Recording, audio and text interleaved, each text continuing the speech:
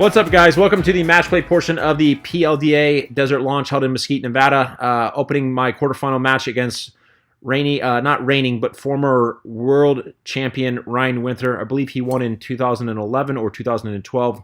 Opening the set with an OB ball. Ryan is a very high speed player. I don't know where his speeds are at right now. He hasn't competed in a little bit, but I do know at one point Ryan had the club head speed and ball speed record. So, he's got some gas. He's got the world championship pedigree. You always, from a competitor standpoint, you always want to go up against the best. And those two things of what he has, I was excited to hit against him. This is my first time in match play going against him. You can see he opened with 2 OB balls there. But if you guys could real quick hit that like button and leave a comment below, it helps the video out and it helps keep this thing going. So I greatly appreciate your guys' support on that. Ball 3 OB once again. So at this point, I'm going into this. Not a lot of pressure on me. You have to assume though he's going to hit a good ball at some point. So mindset in this is get one out there. Get one in play and put a little bit of pressure on him. You can see that ball was hit very good, 365, 217 ball speed. And as you guys know, once I get one in play, I like to kind of step on the gas. Now, sometimes when that happens, I'll typically get a ball or two that goes left. So sequencing just doesn't quite match up, which is what I believe happened on this ball number 2 here. Ball left, kind of going towards the restrooms. One thing that you guys will notice, we don't have too much TrackMan data on this. PLDA was running their TrackMan, and I wanted to be respectful. If I would have ran mine, I could have potentially screwed their data up by crossing TrackMans. So that's why we're a little limited on the what data we actually got back besides the total numbers and some of the ball speeds. So this one was hit really good on the left side, just barely missed out to the left. I thought that ball was in. You can see I was kind of looking to see if they were calling it back. But, like anything, in this position, you have to assume that Ryan's going to put one out there. Anyone who's in this position is I don't want to say hoping that he misses the grid, but it's not, I don't think that's right. But, anyone who's expecting him to miss the grid, I think, has the wrong mindset. When you're dealing with, the best of the best, these guys are obviously good for a reason. So you have to assume that he's going to put one out there. And, nice ball flight, nice high launch. Like I said, the mindset was I was preparing to step up and having to hit a good ball on top of him. So we'll kind of see what happens here. Ball 6. Believe Ryan's nickname is the Man Bear, as you can obviously see why. You shake his hand and he about rips your hand off. Unfortunately for him, went OB there. Never a way you like to lose, but like anything, there are days you hit it really good and get beat by a yard and you don't advance. So kind of take it with what it comes with. On to my semifinal match against Kyle Berkshire, 2019 world champion, someone who I watch a lot and take things from in terms of my own craft. In my opinion, you always want to study what the best were doing. And after his 2019 campaign, winning 3 times, including the world championship, obviously he was doing something right. So you always want to learn from the best. Love going up against Kyle. Something about it brings the best out of me. Open here with a really good ball down the left center, 363. I thought this was going to get called back a little bit further, but this is where I started really being kind of attentive of my launch conditions. I just knew I wasn't. When I started hearing when I was feeling how hard I was hitting some of these balls, and when I was getting the callbacks, they just weren't going as far as I thought they were. A lot of it was in part to my launch angle and how high that ball was apexing on this carry grid. But I hit a good one out there. Once again, stepped on the gas there, just a little bit left. Now, one thing you'll notice, and I was kind of looking this after the fact, watch how high Kyle tees it compared to myself.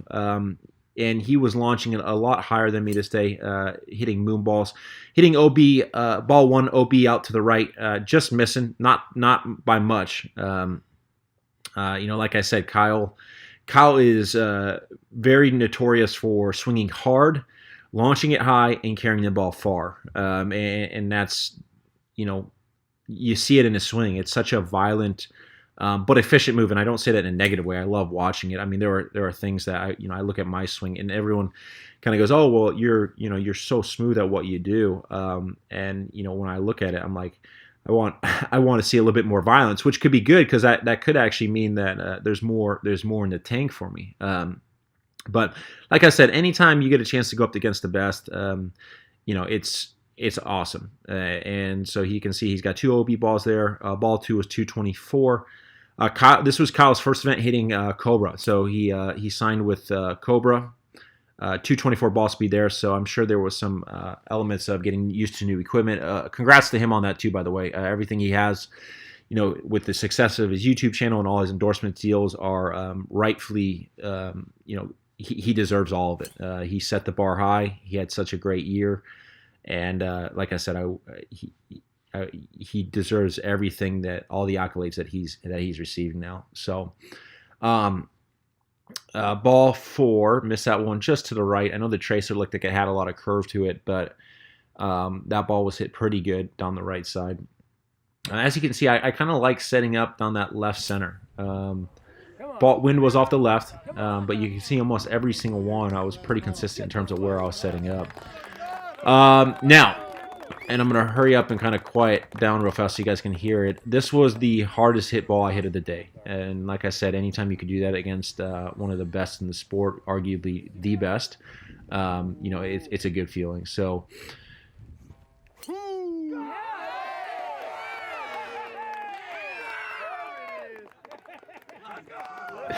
so 223 miles an hour ball speed.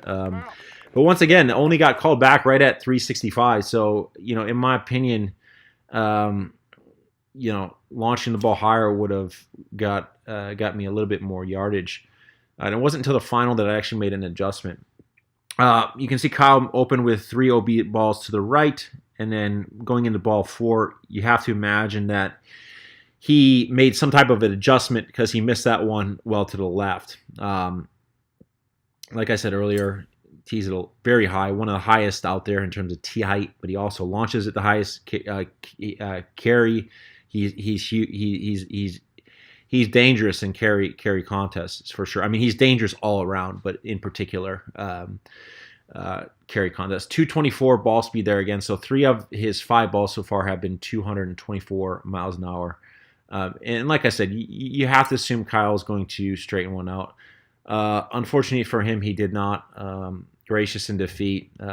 Always looking forward to, always enjoy competing against him and on to the finals. Opening the finals, Brandon Flynn's elected to go. Actually, I elected to go second because I was a higher seed. This is newcomer Brandon Flynn. Got into the sport last year. Really good ball striker, right around 143 to 145 miles an hour. But I mean, just does a great job flighting. It hits a nice little draw. Tremendous fundamentals. And on this day, launching it very high. His balls were apexing right around 190 feet in the air. Mine were apexing right around 130 feet in the air, 129 feet in the air. So that was a big difference. And that goes to show you that, being right around 150 miles an hour and him being, a little bit slower, right around 143, 44, 45 in that range. If you know how to launch the ball and flight it and spin it correctly, you can still hit some very big balls. Ball number 2 there, OB, going into his 3rd ball. Brandon actually served in the Air Force, so thank you, Brandon, if you get a chance to see this, and if you guys maybe wouldn't mind and going in the comments and giving him your appreciation for his service to our country, I think it'd be a nice gesture. All right, so he's got one in play. I know I gotta hit a good one, and that's what I did. Opened anytime you could get the first one in play, 363, hit it good. Don't have any metrics on it. But, feeling good. Center punched it. And as you guys know, it's time to step on the gas. So we'll see what happened. I really would be curious to see my speeds, kind of how they lasted through the match play. Ball number 2. Once again, this one was not hit as good as the first one. And the interesting thing about this is I caught it a little bit high in the face, popped it up, and ball speed was a little lower from what I understand. But just the fact that I popped it up and launched it a little higher carried just as far as the first one. That just goes to show you the importance of, being able to launch for the conditions that are at hand. Now, I did make an adjustment. So these first 3 balls, I was teeing it kind of my normal tee height. Was swinging for the fences there, overcompensated. And as you guys will see, as I went into my final 3 balls, I teed it a little bit higher to see if I could, get a little bit more launch on it. And we'll kind of see what happens from there. Opening ball 4, OB just left. I thought that ball was in, and that ball was hit pretty hard. Love his ball flight. Brandon, in my opinion, is going to be a force in this sport. Like I said, right around that 145 mark. In my opinion, this kid, whatever you want to look at it, I mean, he's a little bit younger than me, so I'll call him a kid. But he's, I think 28, 29 years old. He can be 150 miles an hour if he figures it out. He's got the assets to be able to do it. So I think once he kind of figures it out, he'll definitely be in the 150 range. When I got into the sport, obviously, from the time I got in to the time I touched 150, it was just about in between about a year and a half and 2 years. So, it'll be interesting to see kind of where he's at around that same point. In other videos, I actually talked about that with Kyle. That was kind of the same progression. Kyle figured it out. So anywhere from a year and a half to 2 years, guys are able to kind of reach top speed. As you can see, he built on this lead there. Ball 6, he's at 377. And really the thing was the mentality for me didn't change. I knew going into these last 3 balls I was going to have to hit a ball. And obviously making the adjustment of teeing it higher there. So at this point in the match, I'm 2 for 4 of balls in play. Obviously, you don't get rewarded for that, but there is a mental aspect of seeing balls in play that builds confidence, and in my opinion, lets you kind of build off of it. Ball number 5 here.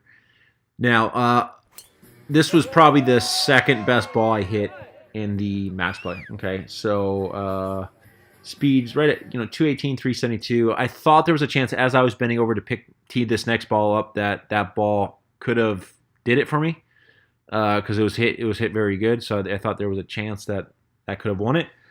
Wasn't assuming it, just thought there was a chance. In that situation, in my opinion, anytime you're going up against someone, you never assume anything. You're always got to be prepared to kind of hit that next ball. But like I said, I did think there was a chance, 5 yards off. And this one was hit. I did not hit this one that great, but, another ball in play. I guess that's cool. Hitting 4 out of 6 balls in play. So, the worst thing that you could do is not win by not hitting balls in play. I hit 4 decent balls, so I gave it a chance. Obviously, the lesson here is, on soft, wet days, launching on these that come up. So, all right, guys, just leaving Mesquite. Unfortunately, I got beat by this guy here. Super happy for him. His first pro long drive win. Brandon was new to the sport last year, and right when he got in, I knew he was going to be a stud. He's going to be a 150 guy for sure. Mechanics are very good. Kudos to him and the work his coach have done. But I guess we're gonna have to room now every week. What do you think? Yeah, no, 100%. We definitely had some good mojo going the entire time. I got to watch Josh take an ice bath, and it was just life-changing, really. So did it motivate you? It did. I know what I have to look forward to with a dad bod, so I can't wait for that to happen. brutal. Dude, you're ripped. So let's talk about that final match real fast. So I chose to go second. And by the way, we're driving back to Vegas. He's got a red eye. I'm going to the win.